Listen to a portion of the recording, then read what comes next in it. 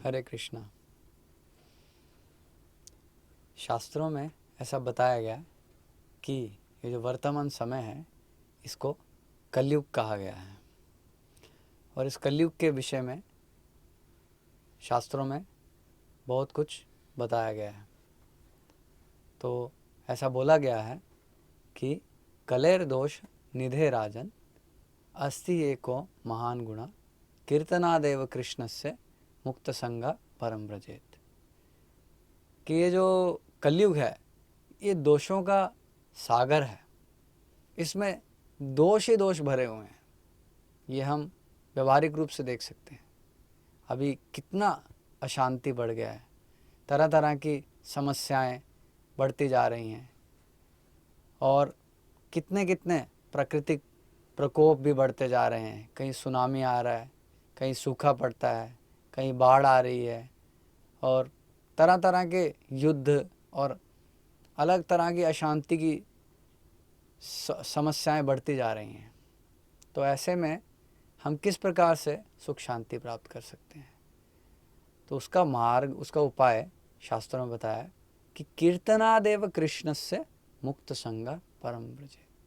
अगर हम भगवान कृष्ण का नामों का कीर्तन करते हैं तो हम वास्तव में इस सब प्रकार की समस्याओं से मुक्त हो सकते हैं और भगवान के दिव्य धाम को प्राप्त कर सकते हैं। तो इस कलह के युग में, अशांति के युग में सुख का एकमात्र साधन है भगवान कृष्ण के नाम का कीर्तन करना। इसीलिए ये निष्कर्ष कलिसंतरण उपनिषद में बता दिया गया, हरेर नाम हरेर नामैव केवलम कलौ नास्तैव नास्तैव नास्तैव गतिरन्यथा। हरि का नाम और केवल हरि का नाम। कलयुग में इसके अलावा और कोई रास्ता नहीं है, और कोई रास्ता नहीं है, और कोई रास्ता नहीं है। जब किसी एक बात को 3 बार बोला जाता है इसका मतलब बहुत जोर दे के कहा जा रहा है। तो शास्त्र में सब प्रकार के साधनों का निष्कर्ष बताया गया, भगवान के नाम का जप करना और कीर्तन करना। तो ऐसा निर्देश दिया गया है कि हम यदि भगवान के नाम का जप और कीर्तन करते हैं तो हम सुखी हो सकते हैं।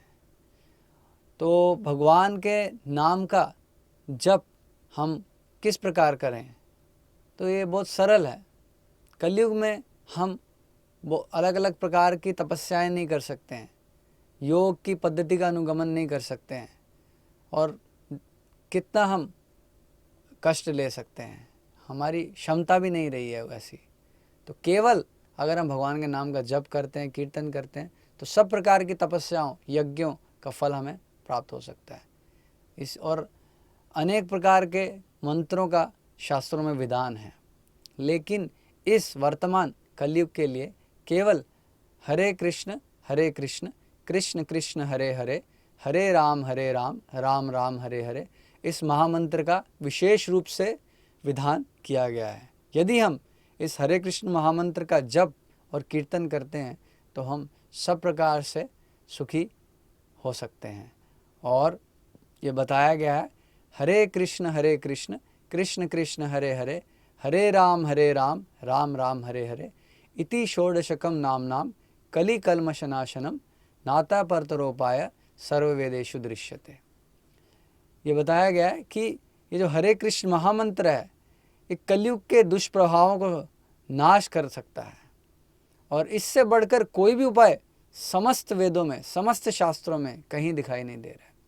तो केवल इस हरे कृष्ण महामंत्र का निरंतर जप और कीर्तन करने से हम कलयुग के दुष्प्रभावों से मुक्त हो सकते हैं, क्योंकि भगवान हम सबको सुखी देखना चाहते हैं। भगवान भगवत गीता में बता रहे हैं, सुहृदम सर्वभूतानां, मैं सब जीवों का सुहृद हूँ। हमारे वास्तविक मित्र भगवान कृष्ण ही हैं। और अगर हम भगवान के निर्देश के अनुसार चलेंगे, भगवान को याद करेंगे तो भगवान हमें भी स्मरण करेंगे। ये हरे कृष्ण महामंत्र भगवान के प्रति एक प्रार्थना है। जिस प्रकार एक छोटा बच्चा रोता है तो माता घर के सारे कार्य छोड़ के उस पर ध्यान देती है और माँ आकर उसे एक छोटी एक चॉकलेट दे सकती है, टॉफ़ी दे सकती है। लेकिन बच्चा अगर फिर भी संतुष्ट नहीं होता है वो लेके और रो रहा है फिर भी, तो माँ आके उसे एक खिलौना दे देगी और घर के बाकी कार्यों में व्यस्त हो जाएगी।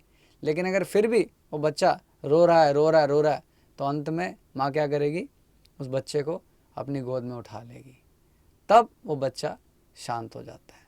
तो उसी प्रकार से हम भगवान से दूर होकर इस संसार में जन्म, मृत्यु, बीमारी, बुढ़ापा, इस प्रकार के कष्टों से ग्रस्त हैं और भी तरह तरह की समस्याओं से हम लोग दुखी हैं, उद्विग्न हैं।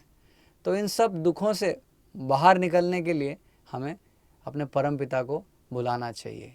ये हरे कृष्ण महामंत्र का जप और कीर्तन अपने परम पिता के प्रति वही पुकार है। तो यदि हम हार्दिक भाव से ये हरिनाम का जप और कीर्तन करेंगे तो भगवान हमें अपनी कृपा प्रदान करेंगे, भगवान हमें अपनी शरण में ले लेंगे, तब हम हर प्रकार से सुरक्षित हो जाएंगे। तो ये हरे कृष्ण महामंत्र भगवान के प्रति एक प्रार्थना है। हरे का अर्थ है हे भगवान की आह्लादनी शक्ति राधा रानी, हे सीता माता, हे लक्ष्मी माँ। कृष्ण का अर्थ है परम आकर्षक, जन्म मृत्यु से पार करवाने वाले आनंद के सागर। हे राम, आनंद के स्रोत, कृपया आप मुझे अपनी सेवा में लगाइए ताकि मैं माया की सेवा से मुक्त हो सकूं। तो यदि हम इस संसार के अज्ञान से बाहर निकलना चाहते हैं, भगवान के साथ अपने संबंध को जागृत करना चाहते हैं, यदि हम वास्तव में आध्यात्मिक सुख प्राप्त करना चाहते हैं, तो हमें इस हरे कृष्ण महामंत्र का प्रार्थना भाव से जप करना चाहिए और कीर्तन करना चाहिए। तो हम भगवान की कृपा प्राप्त कर सकते हैं। यदि हम भगवान को स्मरण करेंगे तो भगवान भी हमारा स्मरण करेंगे। भगवान भगवद गीता में यही निर्देश दे रहे हैं, सभी शास्त्रों का यही निष्कर्ष है। हमारे वैष्णवाचार्य बताए हैं कि स्मर्तव्यम सततम विष्णुम विस्मर्तव्यो न जातुचित, सर्वे विधि निषेधा स्यु एतस्य किन्करम। यानी सभी शास्त्र के विधि निषेध का मूल उद्देश्य है हमेशा भगवान कृष्ण को याद रखना, और नेगेटिव नकारात्मक क्या है, कभी भी कृष्ण को ना भूलना। तो कृष्ण का स्मरण करने का सबसे सरल उपाय है कृष्ण के नाम का जप करना और कीर्तन करना।